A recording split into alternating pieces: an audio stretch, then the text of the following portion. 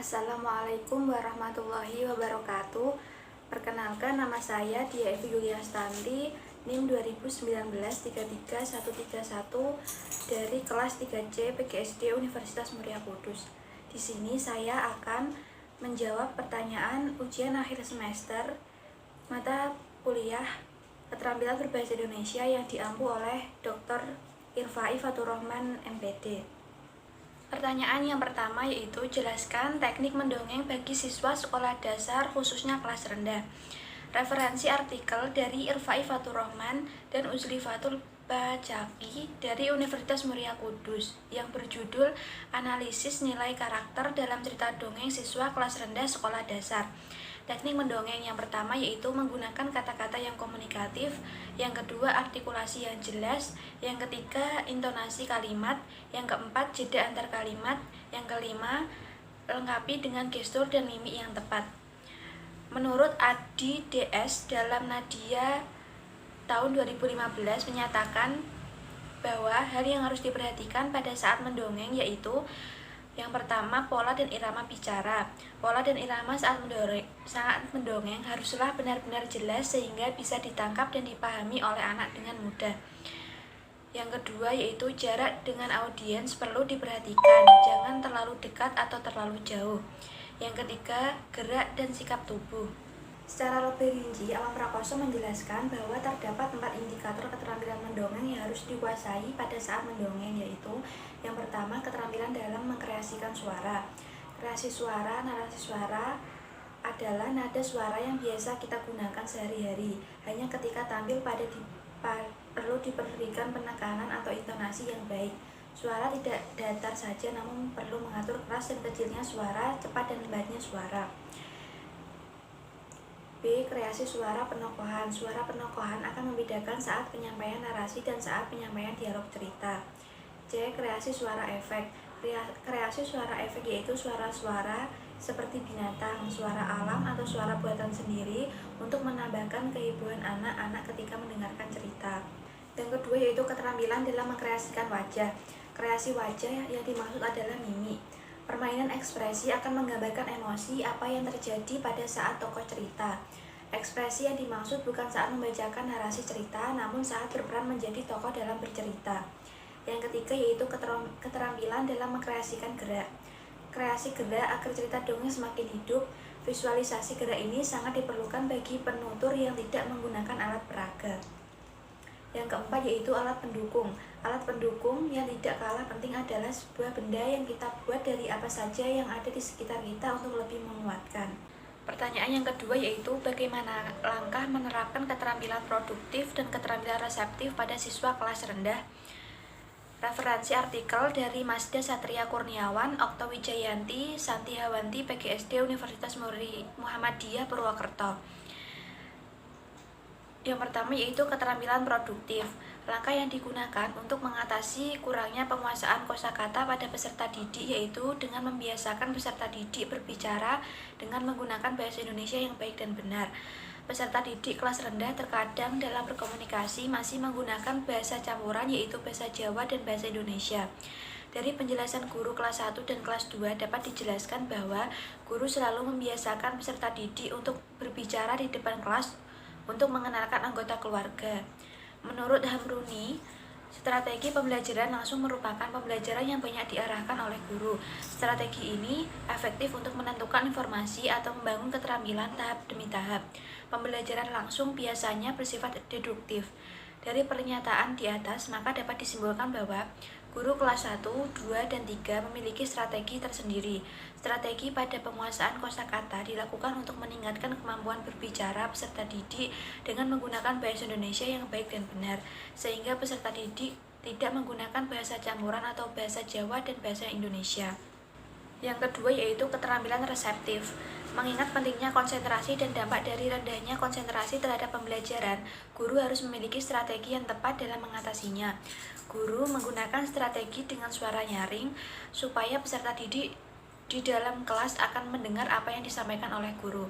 Guru juga menyarankan peserta didik untuk mendengar di rumah, yang artinya mendengar apabila dipanggil oleh orang tua, lalu mendengarkan nasihat dari orang tua, Hal tersebut akan melatih peserta didik menjadi mudah dan berkonsentrasi. Pada kelas 1 dan 2 menggunakan strategi bermain sambil belajar. Guru kelas 3 menggunakan strategi melatih peserta didik untuk selalu mendengar. Pertanyaan yang ketiga yaitu bagaimana langkah Anda mengajarkan kepada siswa wacana deskriptif, persuasif, naratif, dan argumentatif pada siswa kelas tinggi. Referensi artikel dari Fauzi Rahman, Fakultas Bahasa dan Seni, Universitas Indraprasta PGRI Jakarta. Wacana deskriptif, persuasif, dan naratif. Yang pertama, menemukan tema. Kegiatan mula-mula dilakukan jika akan menulis suatu wacana adalah menentukan tema. Hal ini bahwa berarti harus ditentukan apa yang akan dibahas dalam tulisan. Yang kedua, menetapkan tujuan penulisan. Setiap penulisan harus mengungkapkan dengan jelas tujuan penulisan yang akan dilaksanakannya. Perumusan tujuan penulisan sangat penting dan harus ditentukan lebih dahulu karena hal ini merupakan titik tolak dalam seluruh kegiatan menulis selanjutnya. Yang ketiga, pengumpulan bahan. Pada waktu pemilihan dan membatasi topik, kita hendaknya sudah memperkirakan kemungkinan mendapatkan bahan. Dengan membatasi topik, maka telah memusatkan perhatian pada topik yang terbatas itu, serta mengumpulkan bahan yang khusus pula. Yang keempat, membuat kerangka wacana agar dapat menentukan organisasi pengarang. Sebelumnya, kita harus menyusun kerangka karangan merupakan satu cara untuk menyusun suatu rangkaian yang jelas dan terstruktur yang teratur dari wacana yang akan ditulis. Yang kelima, mengembangkan kerangka wacana. Langkah selanjutnya setelah menyusun kerangka wacana adalah mengembangkan kerangka wacana menjadi suatu karangan yang utuh. Yang keenam yaitu merefleksi wacana. Pada langkah merefleksi dilakukan penulisan secara menyeluruh mengenai ejaan, tanda baca, pilihan kata, dan sebagainya. Pertanyaan yang keempat, kesantunan berbahasa merupakan cerminan dalam bertutur baik lisan maupun tulisan. Jelaskan apa saja yang harus dipahami untuk menjaga kesantunan berbahasa dalam pembelajaran. Referensi artikel dari Irfai Fatur Rahman, Program Studi Pendidikan Guru Sekolah Dasar Fakultas Keguruan dan Ilmu Pendidikan Universitas Muria Kudus yang berjudul Wujud Kesantunan Berbahasa dalam Buku Ajar Bahasa Indonesia Sekolah Dasar Tingkat Rendah karangan Muhammad Jaruki. Kesantunan berbahasa suatu tuturan pada umumnya tergantung pada tingkat kaidah yang harus dipatuhi. Menurut Cair, tahun 2010, ketiga kaidah ini adalah: yang pertama formalitas, yang kedua ketidaktegasan, yang ketiga kesamaan atau kesekawanan. Kaidah pertama memiliki arti bahwa suatu tuturan tidak boleh memaksa dan menunjukkan keangkuhan. Kaidah yang kedua berarti lawan tutur memiliki pilihan dalam merespon tuturan yang disampaikan. Dan kaidah ketiga secara sederhana dapat diartikan adanya kesetaraan antara penutur dan lawan tutur. Pertanyaan yang kelima, bahasa figuratif pada siswa sekolah dasar muncul karena dua hal, yakni pembelajaran melalui kontekstual dan tekstual. Jelaskan perbedaan pembelajaran kontekstual dan tekstual. Referensi jurnal Al-Muta'aliyah, Stai Darul Kamal, NW Kembang Karang volume 1 nomor 3 tahun 2018. Pembelajaran kontekstual adalah konsep belajar yang membantu guru mengaitkan konten mata pelajaran yang diajarkan dengan situasi dunia nyata siswa dan memotivasi siswa untuk membuat hubungan antara pengetahuan yang dimilikinya dengan penerapannya dalam kehidupan sehari-hari.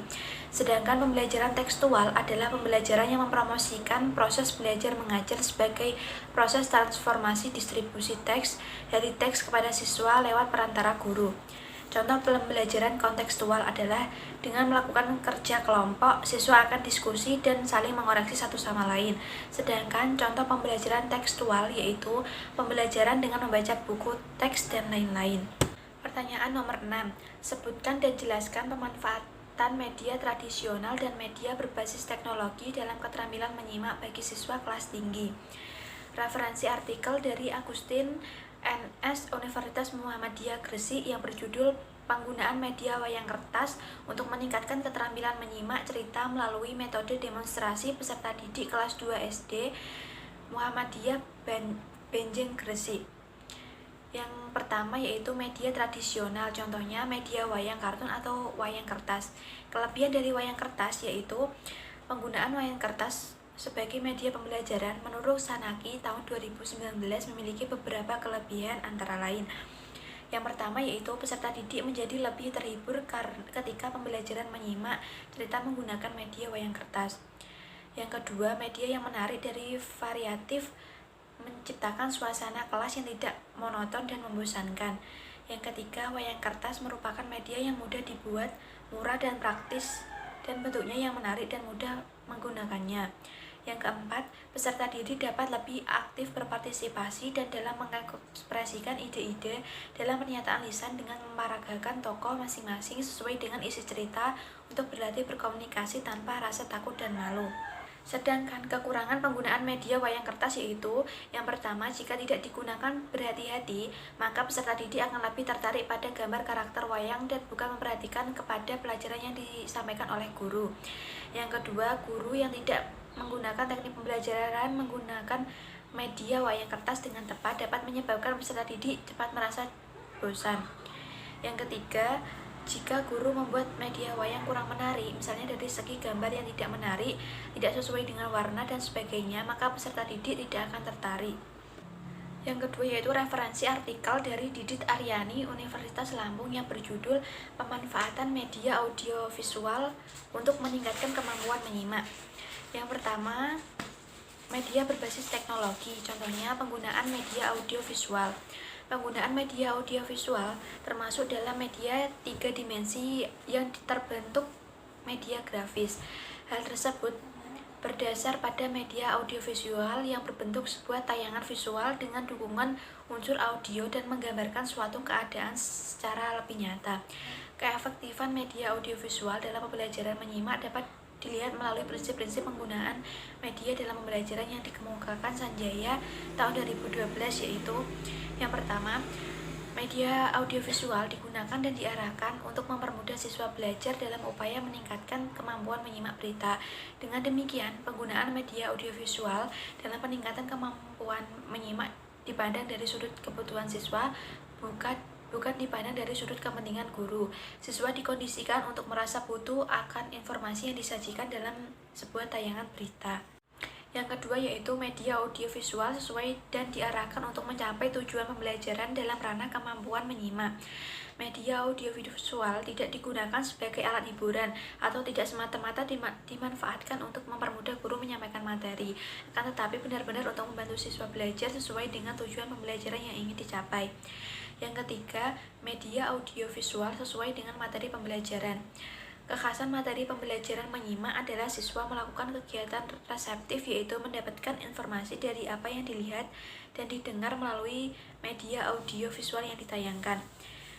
Yang ketiga, media audiovisual dipandang sesuai dengan minat, kebutuhan, dan kondisi siswa. Media ini menggabungkan antara audio dan visual dalam bentuk tayangan berita yang sedang hangat dibicarakan saat ini, sehingga menumbuhkan minat dan kesadaran bahwa hal tersebut dibutuhkan oleh siswa. Yang kelima yaitu media audiovisual merupakan media yang efektif dan efisien karena tidak memerlukan peralatan yang sulit digunakan dan sesuai dengan materi yang akan disampaikan. Yang keenam, media audiovisual mudah dalam pengoperasiannya. Media audiovisual memerlukan komputer LCD dan pengeras suara yang mudah digunakan dalam pelaksanaan pembelajaran di kelas. Pertanyaan yang ketujuh, jelaskan teknik membacakan puisi untuk membedakan tekanan intonasi, lafal, jeda yang sesuai dengan suasana serta pesan yang ada dalam puisi. Referensi artikel dari Fauzi Afriansyah, Prima Gustiyanti, Pendidikan Bahasa Indonesia, Sekolah Pascasarjana Universitas Profesor Dr. Hamka yang berjudul Keterampilan Membaca Puisi Siswa, sebuah modifikasi teknik membaca puisi Jos Rizal Manua. Dalam membaca puisi, hal pertama yang perlu dilakukan oleh pembaca adalah mengerti dan memahami isi puisi yang akan dibaca. Pengetahuan ini akan menjadi dasar utama seperti apa tampilan pembacaan puisi nantinya. Menurut Hamdi Salat 2014 mengatakan dalam proses pembaca yang paling penting adalah pengetahuan pembaca terkait dengan teks yang dibaca, mengetahui dengan baik pesan yang tersimpan di dalam teks baik yang tersurat maupun tersirat. Proses berikutnya adalah melakukan penghayatan. Proses ini akan membantu para pembaca untuk merasakan makna puisi. Artinya, dengan perasaan dan segenap pikirannya, pembaca dapat merasakan keberpihakan penulis dalam puisinya. Pembaca merasakan penderitaan penulis serta pembaca mampu mengontemplasi makna dalam puisi sebagai bagian dari perasaannya. Selanjutnya yang perlu dilakukan adalah suara. Pada tahap ini, pembaca melatih dirinya agar mampu memanfaatkan vokal yang meliputi suara, pelafalan, intonasi, dan penekanan. Melatih kejelasan lafal, keras dan lembutnya suara, tinggi rendahnya nada agar sesuai dengan interpretasi dan penghayatan puisi yang dibacakan. Tahap berikutnya yaitu tahap penampilan. Pada tahap ini, pembaca melatih penampilannya diantaranya wajah meliputi mimik dan ekspresi, tubuh meliputi tangan, kaki, pinggul, dan kepala. Kesemuanya itu harus mampu dipadukan dalam rangka membentuk sebuah penampilan pembacaan yang sesuai dengan kebutuhan puisi yang dibaca. Pertanyaan yang ke-8, jelaskan langkah penggunaan model bermain peran dalam meningkatkan keterampilan berbicara materi bermain drama sederhana pada siswa sekolah dasar. Jelaskan berdasarkan langkah-langkah model bermain peran dan aplikasinya. Sumber referensi dari Juniriang Zendrato, Universitas Pelita Harapan, Tangerang, Banten. Jurnal yang berjudul Penerapan Metode Bermain Peran untuk Meningkatkan Keterampilan Berbicara Siswa Kelas 1 pada Pelajaran Bahasa Indonesia Sekolah Dasar. Menurut Akib tahun 2013, langkah-langkah penerapan metode bermain peran adalah sebagai berikut. Yang pertama, menyiapkan skenario. Yang kedua, mempelajari skenario 2 hari. Yang ketiga, membentuk kelompok siswa. Yang keempat, memberikan penjelasan tentang kompetensi. Yang kelima, melakukan skenario. Yang keenam, masing-masing kelompok memperhatikan skenario. Yang ketujuh, membahas lembar kerja, menyampaikan kesimpulan. Yang kedelapan, menarik kesimpulan umum. Yang ke-9 evaluasi, dan yang ke-10 penutup. Menurut Sujana tahun 2010, langkah-langkah penerapan metode bermain peran adalah sebagai berikut. 1. Menyiapkan bahan pelajaran berupa topik yang akan dibahas. 2. Menetapkan peran-peran. 3. Menyiapkan tempat, waktu, dan alat-alat. 4. Melaksanakan permainan peran. Dan yang kelima, melakukan penilaian. Pertanyaan yang ke-9, jelaskan kesulitan atau kendala yang dialami guru dalam melakukan pembelajaran keterampilan berbahasa Indonesia di sekolah dasar. Referensi artikel dari lib.unes.ac.id karya Safni Febri Anzar Mardatilahmyang berjudul Analisis Kesulitan Belajar Siswa pada Pembelajaran Bahasa Indonesia di Kelas 5 SD. Pelajaran Bahasa Indonesia adalah mata pelajaran wajib sekolah dasar. Bahasa Indonesia merupakan mata pelajaran yang dapat dipelajari secara langsung dalam kehidupan sehari-hari. Namun banyak siswa menganggap pelajaran bahasa Indonesia merupakan pelajaran yang sulit. Siswa dirasa kurang mampu untuk mempelajari bahasa Indonesia. Salah satu kesulitan belajar bahasa Indonesia menurut siswa yaitu karena materi bahasa Indonesia cenderung banyak menulis. Kesulitan belajar bahasa Indonesia yang dialami menyebabkan para siswa kurang antusias dalam menerima pelajaran. Guru Bahasa Indonesia SD diharapkan dapat memberikan kondisi pembelajaran yang menarik dan menyenangkan yang akan mengatasi kesulitan belajar siswa. Kesulitan-kesulitan yang sering dihadapi siswa sekolah dasar dalam menghadapi pembelajaran Bahasa Indonesia, kesulitan dalam memahami teks, dan juga kesulitan dalam memahami keterampilan berbahasa pada materi Bahasa Indonesia tersebut. Hal ini juga disebabkan oleh beberapa faktor, baik faktor internal maupun eksternal dari siswa. Kesulitan belajar antar siswa yang satu dengan siswa lainnya tidaklah sama. Hal ini sangat tergantung pada pemahaman siswa tentang sesuatu materi yang dipelajarinya. Secara lebih khusus, Sujono mengemukakan tentang kesulitan-kesulitan siswa dalam mempelajari bahasa Indonesia, yaitu yang pertama, kesulitan dalam menggunakan konsep. Yang kedua, kesulitan belajar dengan menggunakan prinsip. Yang ketiga, kesulitan dalam menentukan soal esai. Sekian presentasi jawaban ujian akhir semester dari saya. Kurang lebihnya mohon maaf. Wassalamualaikum warahmatullahi wabarakatuh.